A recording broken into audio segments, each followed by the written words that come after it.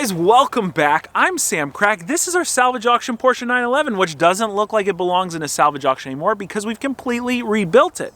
It was a deal at $4,250, but that was a deal because we put a lot more money into it rebuilding it. Today we're going to go through every single expense to get this car back up to 100% condition. Now, a deal is made when you buy something, and that old saying is definitely true at the salvage auction, but if you watch this channel, you know that I typically am rebuilding newer cars like the 2017 Ford Focus RS in the distance over there. But on a car like that, it's so new that you're just replacing or repairing everything that's broken on it. On this near 2-decade-old 911, there was a lot of wear items that needed to be replaced, and just also some parts that disintegrated in my hands as I was taking it apart. Let's start in the front end and work our way back. I'm going to break down the cost of everything we put into this car. I assume this car was totaled out because it ran over something. When it was delivered to me, the front trunk area, the lower area in there, was dented upward. It was really mild, but to repair this, I went and put something underneath the area that was dented in to support it and took a hammer from the inside and pounded it out. It's still a little bit creased inside the front trunk area, but it's covered by carpets. You could, if you'd like, put some fill over it and paint it, but I'd rather leave that so I could show somebody in the future if they purchase a car that was the severity of the damage. Not really too bad. This is the bumper that came on the Porsche from the accident. You can see it's destroyed and beyond repairable. So I went online and found a used, in excellent condition bumper, and it cost about $250, which is a really great price. The problem is when it was delivered, it was damaged by the shipping company in transit. Luckily, it was insured, so the shipping company refunded the $250, told me to keep the bumper. A $12 plastic welding kit repaired this bumper in the condition you see it right here, and of course I painted it. We'll talk about paint and body when we go around to the back side of the car, but our front bumper was free. Now behind the front bumper is the car's cooling system. You could see the AC condenser lines running into the condenser right there. Behind that condenser is a radiator which was broken due to the accident and a fan, a set on each side. OEM replacement radiators were $220 a piece, but while I had everything disassembled, I thought I'd go ahead and replace both radiators, both fans and condensers because they were pretty inexpensive, although you could have reused these if you wished. A set of fans were $160 and a set of condensers were $80. When we come along the side, we see that the wheels and tires on this car are completely different than the ones that came on it. When the car was delivered, it had this set of base Cayman wheels. They just didn't look right, and one of them was pretty severely damaged. Original Porsche wheels cost hundreds of dollars a piece used, but I found this takeoff set of 4 19-inch wheels off a 2013 911 for only $1,000 shipped. They're in excellent condition with no major curb rash. There was only one small issue, and that was that the set of tires that came on the front were 5 millimeters too tall, so I had to go and spend an additional $200 mounted and balanced for the front tires. Everything is good now, and the car rides like it should. Now, when we originally got the car, the brake calipers were black in color and they were really worn. I got them powder coated yellow for only $150 for all 4, and all of the braking system is pretty much new. We've got new sensors, new hardware, new rotors, and new pads. All of that together was $450 in all 4 corners. Now, when we were replacing the brakes, we noticed that a lot of the ball joints and bushings were broken. So the front suspension has been completely refreshed with the exception of the damper. The rear suspension was also in need of a few end links. We had one heck of an issue figuring out the knuckle on the passenger side, which we ended up just scrapping and replacing for a used one at $70. All the other suspension hardware was $650. Not bad considering it was all for a Porsche and OEM quality. And that's it for all the parts that were replaced on the exterior of our 911. That's what makes this car such an amazing at-home project. Everything just unbolted and bolted back in. Very simple processes. Anybody could do these with any common hand tools. But the one part that was a little less straightforward was down here. That is our quarter rocker damage. Down in this corner right here was dented in. I started to repair this using a stud welder and a makeshift puller tool that I fabricated in my garage. After that, I prepped the rest of the quarter panel. Now, a lot of people ask me why I didn't just use paintless dent removal on the quarter panel, and that's because I had to repaint it anyway. I had to blend up into the rest of the quarter panel, so it's much easier to just sand and fill these dents. A lot of people think that paintless dent removal is very simple. These dents pop out, and there's a lot of time and a lot of skill that goes into that. Hopefully something that I'll be able to learn soon. But believe it or not, it came out pretty nice. Unfortunately, what makes it look pretty bad is right here, the rear bumper. I clearly did not lay enough base coat on.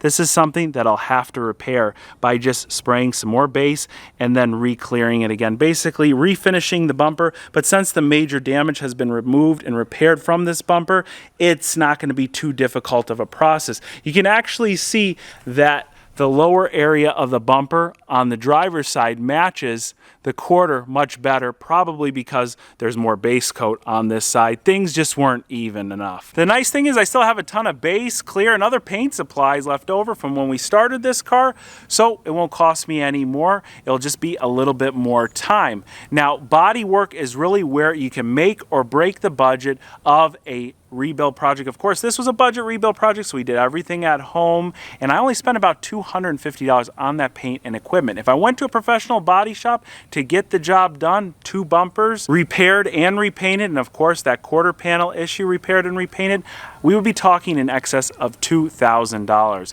That's a 90% savings right there. Before we tally up the final cost on the 911, there's one more thing we got to calculate in our price, because when I got the car, it was missing its faceplate to the car stereo. Now this is what the car looked like when it was delivered, and here is the faceplate. You can see I got that nice carbon fiber weave look there. Anyway, the funny thing was this radio that I ended up buying for only $60 was an extremely similar model to what was installed already. So everything was plug and play, no problems whatsoever, and somebody actually already pre-wired a microphone here. So Bluetooth, hands-free, everything that can be packed into a slim single-DIN radio here is even a CD player. I don't know who uses those anymore. I think it's a great deal for what you get, and it's a lot easier than sourcing an original one. Now that you know how much we spent on all the repairs on the 911, we got to go back to our auction where we won this car for $4,250. But remember, there's always fees at the auction, which brought the price of this car up to about $4,700. Then, if you remember in the original video when this car was delivered, I paid the delivery driver $600. If you add up everything we've talked about today, you're going to get a grand total of about $8,900, right under $9,000 all in for this 911, which is in excellent condition overall. The previous owner obviously took very good care because these seats have no rips or tears. There's no cracking on any of the plastic components in here. It's held up very well and everything works. So is it worth it? Well, we got to take it for a drive to find out the answer to that. Now, another huge reason this was such a great value, when we turn the car on, there are no fault lights on the dashboard. Right there, these 2 red lights. This is just telling us that our rear spoilers popped up, and that's because the battery is weak. And then the second one is the parking brake. When I put it down, it goes away.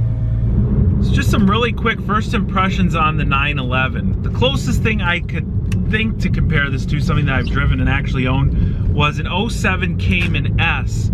And this feels completely different. The Cayman was really planted and glued. This feels like a bit of a larger car. It feels smoother. It's a lot roomier, that's for sure. The Cayman was very cramped. I'm about 6'1", 6'2", and it was not a comfortable car to drive long distances. I could see utilizing this every single day if you chose to do so. Since it is bigger, the ride's a lot more compliant. I would tell you, I think that if you really wanted this to drive a little bit more on edge, you'll want to get a coilover setup or upgrade the factory shocks. These shocks do feel, just like I said, a little bit old. They're definitely not super worn. I just went over a bump there. Again, really comfortable, even with 19-inch wheels, but if you wanted there to be a little bit less roll, upgrading the sway bars and the shocks would probably make a world of difference.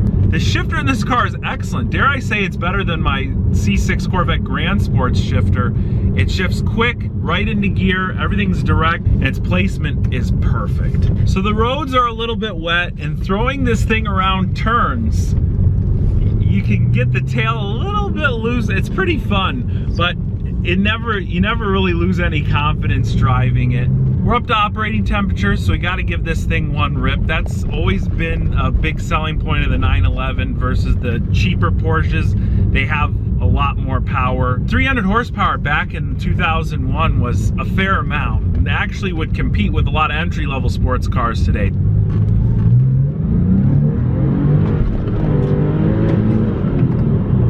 is really quick given its age. The only drawback, which is a total personal drawback, is that it does feel somewhat refined. It's not as raw as like a Corvette, and I kind of prefer that harshness that an American muscle car provides. But then again, one of the big benefits of a 911 is it looks way better, in my opinion, again, than a Corvette. Thank you very much. Be safe. Yep, you too. Already on our first drive, we're getting compliments, so that's a huge win, especially considering how much we paid. I always wondered why older 911s held their resale value so well, but after rebuilding and now driving this car, it's become a little bit more apparent to me that this is an extremely high quality German sports car that can be used every single day. Its simplicity contributes to its reliability, and its timeless design will keep it relevant for generations to come. So was it worth the almost $9,000 that I put into it? I think yes. It's tough to find a coupe manual 911 in great condition, which this is, at least in my opinion. Let me know what you guys think in the comments section below. The bigger question though to me is, would it earn a permanent long-term place in my garage? Unfortunately, I don't think it would. It's just not engaging enough for me. And if I had to get into the Corvette or the 911, this is very unfair because this is a C6 Corvette, which is 10 years newer than that. I would pick the Corvette. Now, I know a bunch of you do not agree with my personal opinion, but hopefully you liked this video. If you did, be sure to give it a big like. If you're not already following me on Instagram, you can go right here. Just click the link in the description box below. Guys, I want to thank you so much for watching today, and I'll catch you very soon.